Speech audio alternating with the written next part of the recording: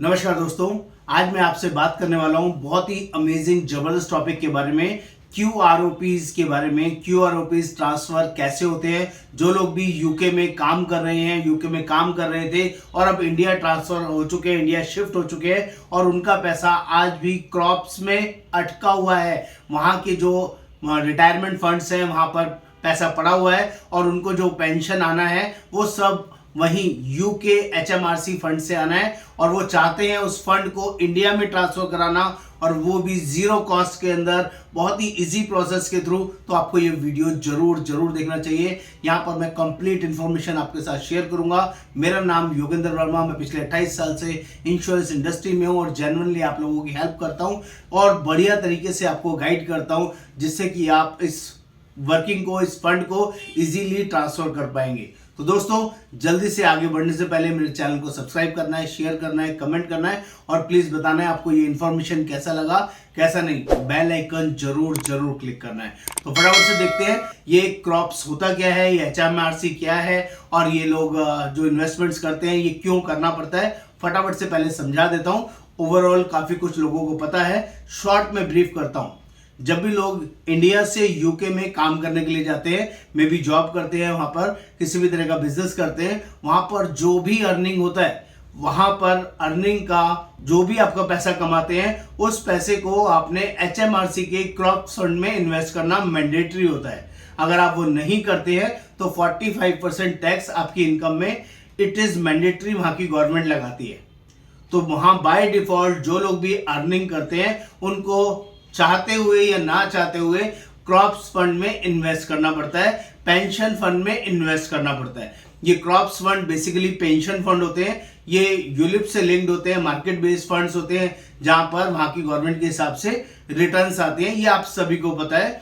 लेकिन जब भी आप 55 साल की एज के बाद, 55 साल की एज के बाद वहां से जब भी पैसा निकालते हैं 25% तक पैसा आप इजीली निकाल सकते हैं। रेस्ट 75% पैसा आपका मैंडेटरी उसी क्रॉप्स फंड में पड़ा रहता है, उसको आप निकाल नहीं सकते।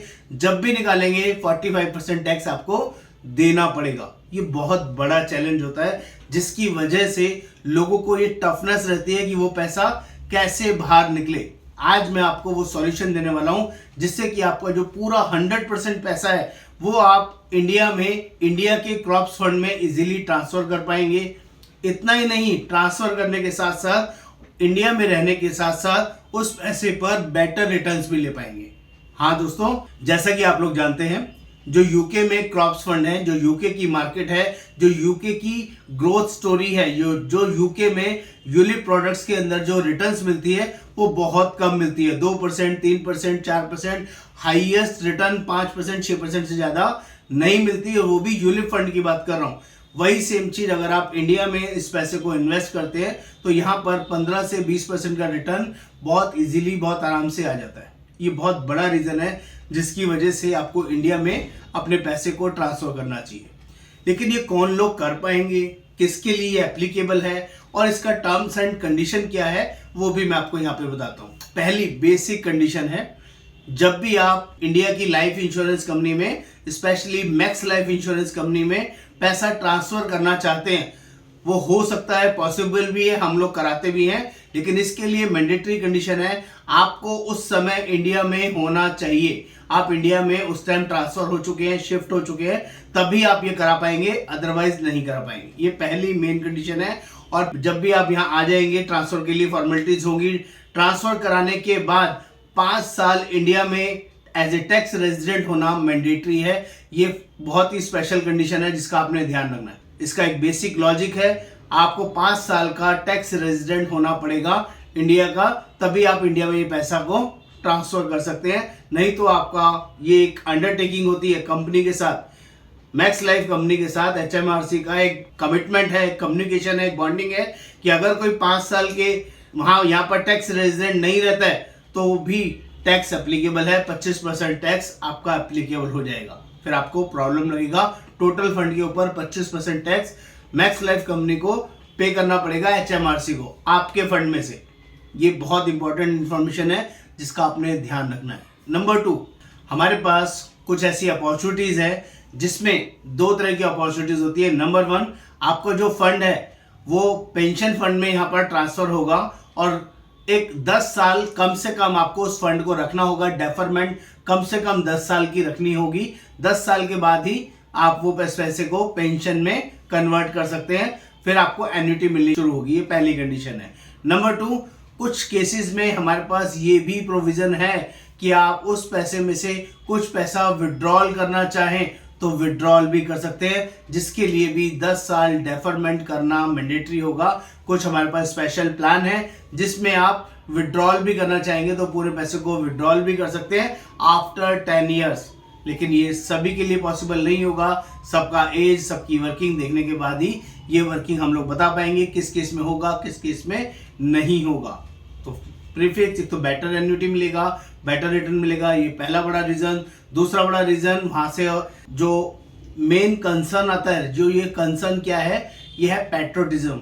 मीन्स जो देशभक्ति है, जिसकी वजह से जब लोग काम करने वहां जाते हैं और एट द एंड जब उनका रिटायरमेंट का टाइम आता है या जब वो वहां से नौकरी छोड़ते हैं तो उनका एक बेसिक पैशन होता है कि वो वापस इंडिया में ही रहना चाहते हैं वहां से कमाने के बाद।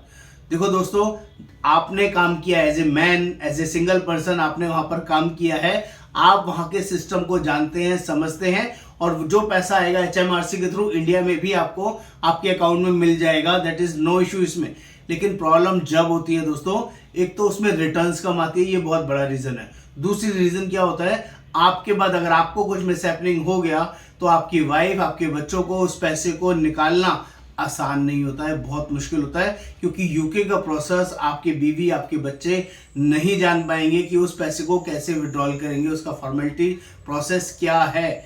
आप खुद रहते रहते इंडिया में मैक्स लाइफ के थ्रू अपने सामने उस फंड को मैनेज कर लीजिए, तो वो आपकी फैमिली में, आपके बाद आपकी फैमिली के लिए इजीली ट्रांसफरेबल है, इजीली विड्रॉलेबल है, जो आपके लिए बहुत यूजफुल रहेगा। जिसको भी ऑल ओवर इंडिया बेसिस इस क्रॉप फंड को अपने इंडिया फंड में ट्रांसफर करना है, यूके HMRC फंड से इंडिया में ट्रांसफर करना है, तो आप हमें कॉल कर सकते हैं, बात कर सकते हैं। हम लोग कोई चार्जेस नहीं लेते, सब कुछ फ्री ऑफ कॉस्ट आपको गाइड करेंगे, सब कुछ समझाएंगे। बट बेसिक एक हाथ जोड़ के रिक्वेस्ट रहेगा, जो प्रोसेस हम लोग आपको गाइड करेंगे, हेल्प करेंगे, उसमें आप पॉलिसी, जो भी आपका अमाउंट ट्रांसफर है, वो आप हमारे थ्रू करें, ताकि हम इसमें आपकी जेन्युइनली सपोर्ट और वर्किंग कर पाए। नमस्कार, आपका दोस्त योगेंद्र वर्मा।